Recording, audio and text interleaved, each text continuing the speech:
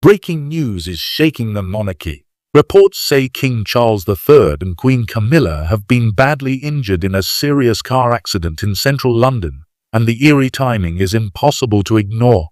The vehicle was reportedly traveling near Hyde Park Corner when it lost control. Eyewitnesses describe a violent impact, crushed metal, and immediate chaos. And now comparisons to Princess Diana's fatal crash and 1997 are flooding headlines once again. Is history repeating itself? Why were they traveling without the usual royal escort? And why has the palace gone silent? Stay tuned, this story is far from over. The crash that froze the monarchy. At 11:10 p.m. on October 30th, near the Pont de l'Alma tunnel in Paris, the unthinkable happened. A royal convoy carrying Queen Camilla collided violently with another vehicle just meters from where Princess Diana lost her life in 1997. The scene was chaos. Bystanders heard the impact 2 blocks away.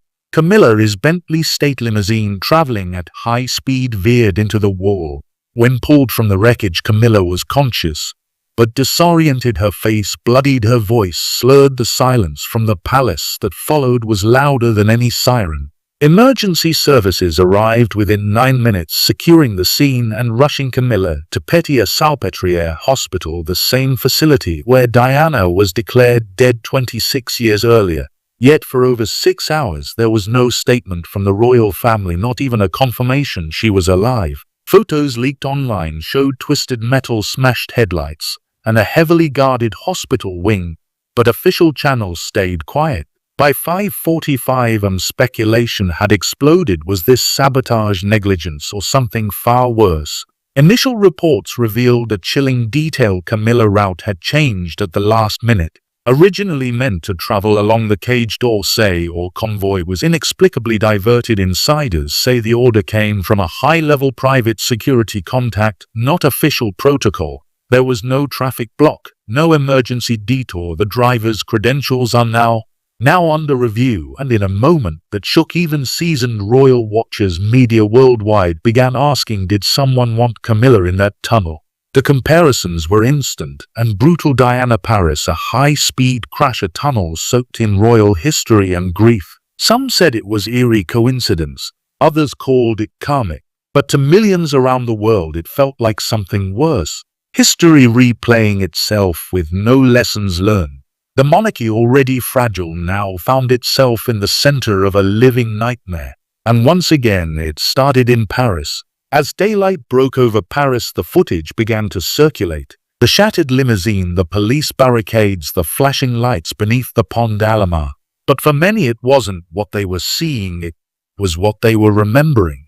The tunnel had come back to haunt them. The scene of the past returns. The Pont de l'Alma tunnel is no ordinary place. Since August 31st, 1997, it has carried the weight of a tragedy that reshaped the monarchy forever. When news broke that Camilla convoy crashed just 18 meters from the exact point where Diana struck the pillar, millions felt their stomachs drop. The physical closeness between the two crashes became a psychological trigger. People didn't see a new accident. They saw a ghost returning. They saw a chapter reopening that the palace never truly closed. Within 2 hours, global networks began running side-by-side broadcasts comparing Camilla's wreck to Diana's.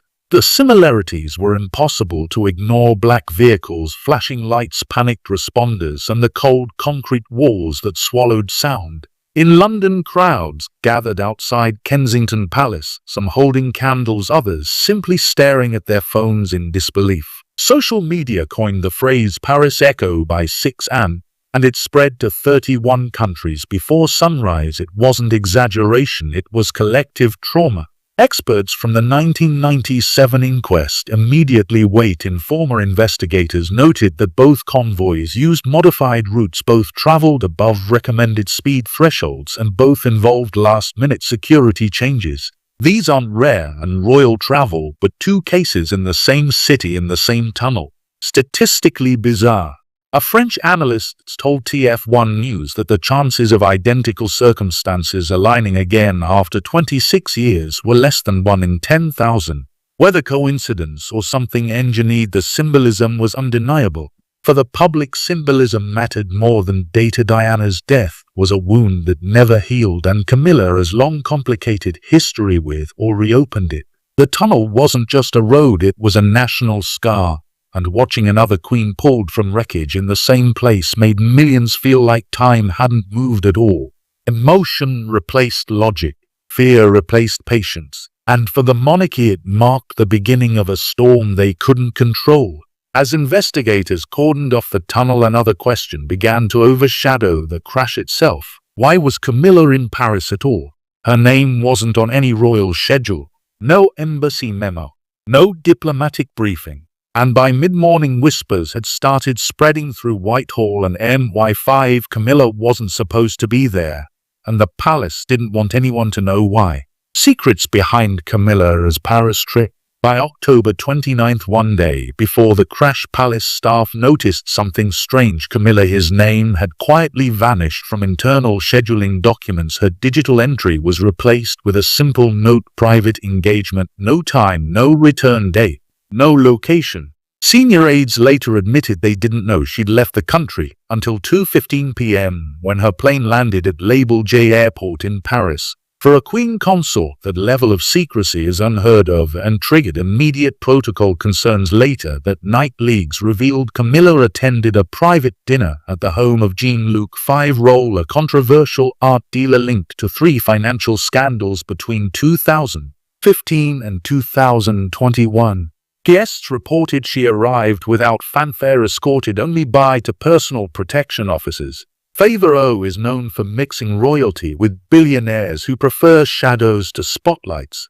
Why would the Queen be at such an event with no embassy presence, no royal reporters, and no official record? That question spread faster than the crash itself. Even stranger, Camilla convoy included a decoy SUV, something typically reserved for active security threats or political instability. For a private dinner, it made no sense. One protection officer later revealed the route had been changed twice and 45 minutes, breaking standard security rules. And then came the most unsettling detail. MI5 analysts reported movement irregular, charities and Camilla travel patterns. Or 4 days before the trip, a vague internal note flagged a possible interference risk. It was locked and then ignored. Rumors exploded when witnesses claimed Camilla's daughter Laura Lopes joined her in Paris that evening. If true, it suggested the trip wasn't political at all. It was personal. The kind of visit the palace prefers buried. And now, with Camilla in a hospital bed and details leaking faster than the palace can contain them, the secrecy has become fuel for conspiracy. The monarchy isn't just dealing with an accident, they're dealing with the fallout of a hidden trip that never should have happened. Queen in the shadows. By October 31st at 6:15 am, it was confirmed Queen Camilla had been admitted to PT, a Salpêtrière hospital, under alias identity protocols. She suffered 2 broken ribs, a mild concussion, and several facial injuries. But it wasn't just the physical trauma that worried doctors, it was the neurological response. Paramedics said she didn't recognize her own name and couldn't recall what city she was in. For a woman of 76 with a known history of migraines and stage 2 hypertension, this wasn't minor, it was a law. Arming. A leaked hospital memo revealed that had the car been going just 5 km/h faster, the outcome might have been fatal. Doctors described her survival as fortunate, but fragile. Camilla was kept under 24-hour watch in a private wing. Her security detail doubled by 9 a.m., and the floor was cleared of all non-essential personnel. French officials later confirmed that the British government had made direct diplomatic requests for extreme privacy. But the silence from Camilla herself raised eyebrows. No statement, no voice, just a hospital window with curtains drawn. Medical staff revealed she was in a high-stress neurological state, experiencing confusion, disorientation, and emotional instability. One nurse said she asked repeatedly what month it was. Another claimed she spoke briefly about Diana, then went silent.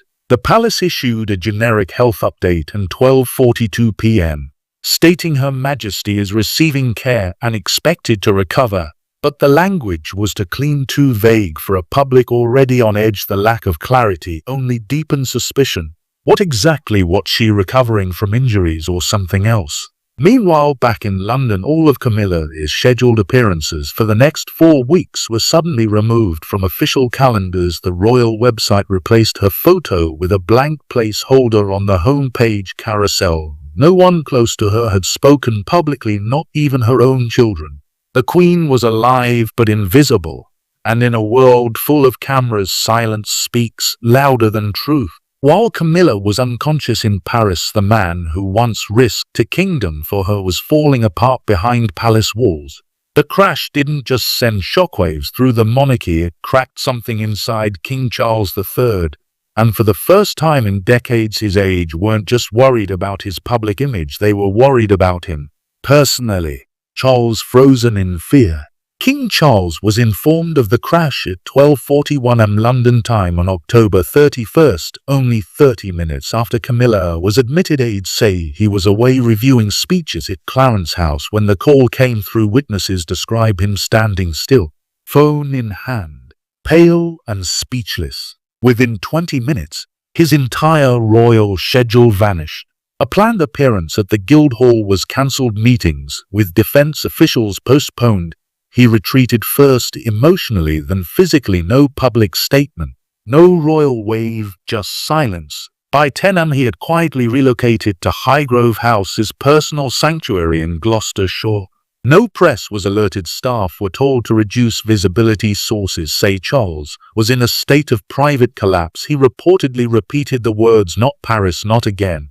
Friends close to him say the location of the crash was the breaking point. Diana's death had never left him, and now the same tunnel had nearly taken Camilla. For a man who's ruled for less than a year, it was too much. Behind the scenes, crisis team Alpha was activated, a rare move reserved only for bench-threatening national stability or royal succession. Speechwriters were summoned in case Camilla's condition worsened. One aide confirmed it was the first time since COVID-19 in 2020 that such a speech had been drafted. Charles was reportedly unwilling to record it. Instead, he kept the TV off and stared out the same Highgrove window where he once told Camilla, "I'll protect you always." But this time he couldn't. The public noticed the absence.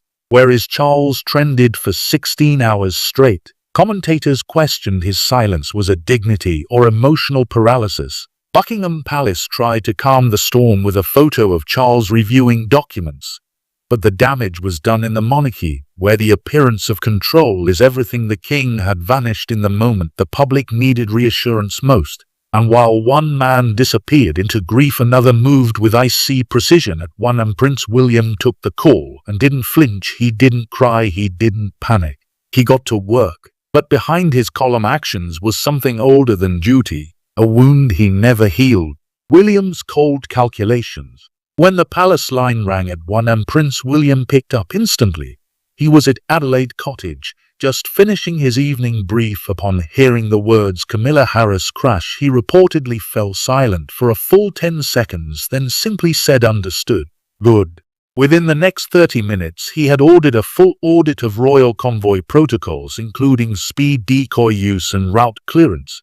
Catherine's personal medical team was placed on standby, and a private physician was dispatched to Paris by 15 am. But William himself refused to go. His reasoning, according to aides, "Paris has already stolen too much from us." That single line spoke volumes. William never forgave Paris, never forgave the press. And despite protocol, he refused to enter that city again. Not even for the woman who now carries the crown once worn by the mother he buried at age 15.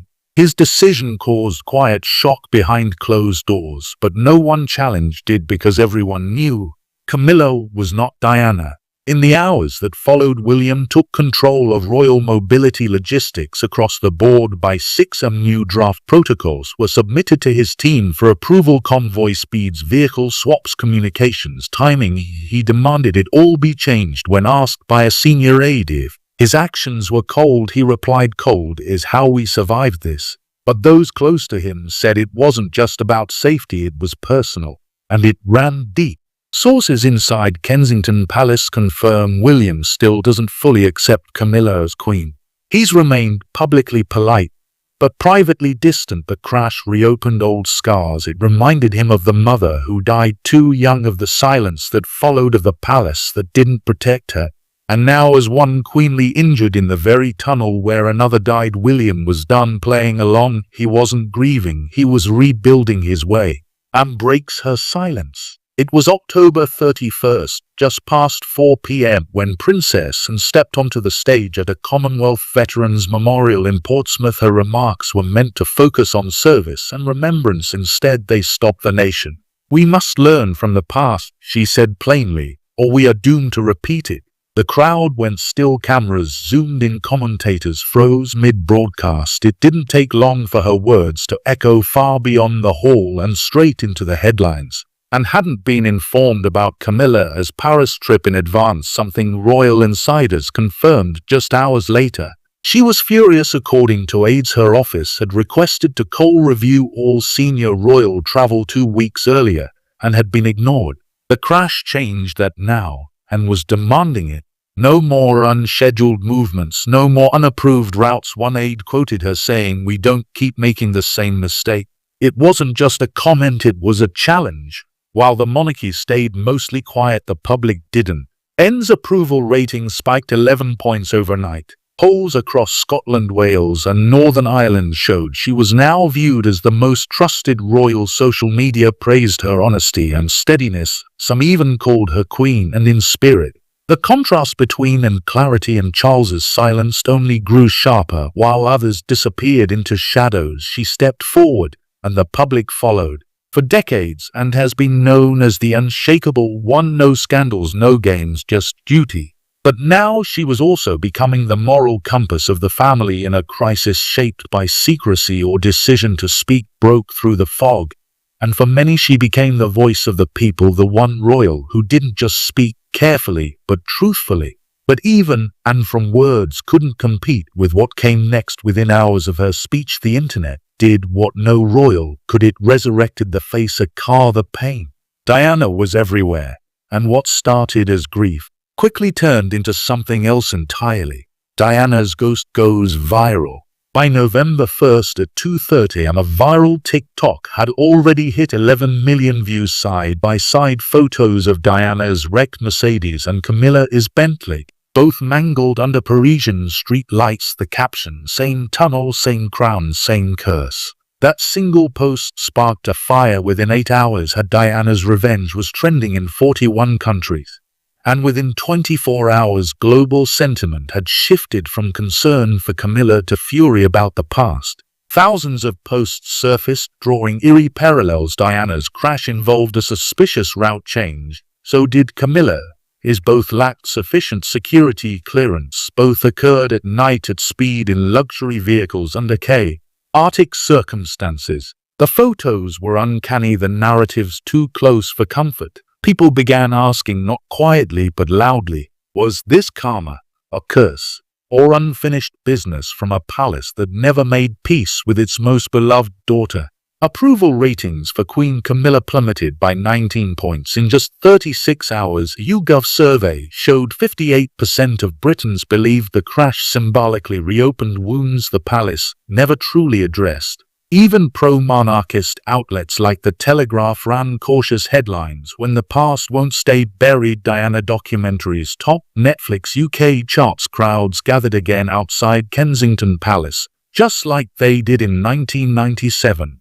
This time holding photos of Diana beside handwritten signs, "Still watching, still waiting." And through it all, the one name everyone avoided saying inside the palace was now the only one that mattered to the public. Diana's presence was everywhere.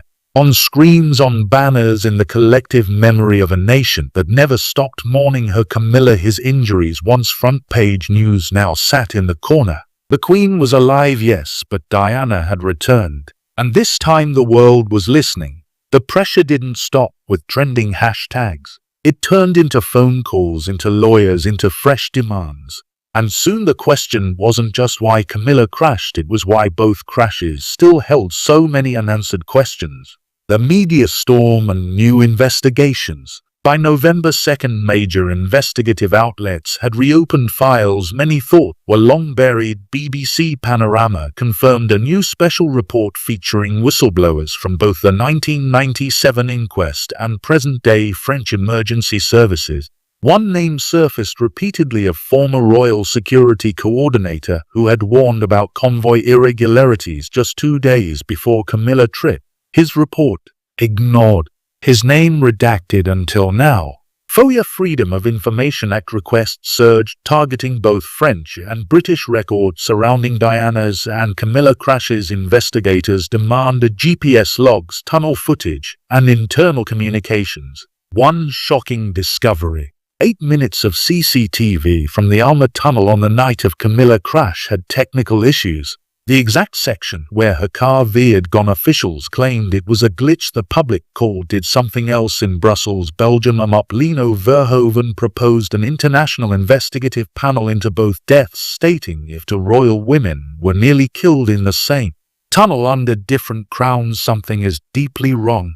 Promotion gathered support from 14 EU representatives in under 48 hours. Meanwhile, hashtags like #2tunnels and #Windsor whispers surged across Twitter, TikTok, and Reddit. The palace didn't respond, but inside aides were reportedly scrambling. The media storm had grown beyond control. For the first time in years, the monarchy faced not just personal tragedy, but institutional reckoning. What had once been a conspiracy theory was now a political issue, a journalistic mission, and a public demand. And at the center of it all, two crashes. 2 women, 1 tunnel, and a monarchy that couldn't keep the past in the past. In the end, this wasn't just about Camilla, it wasn't even about Charles.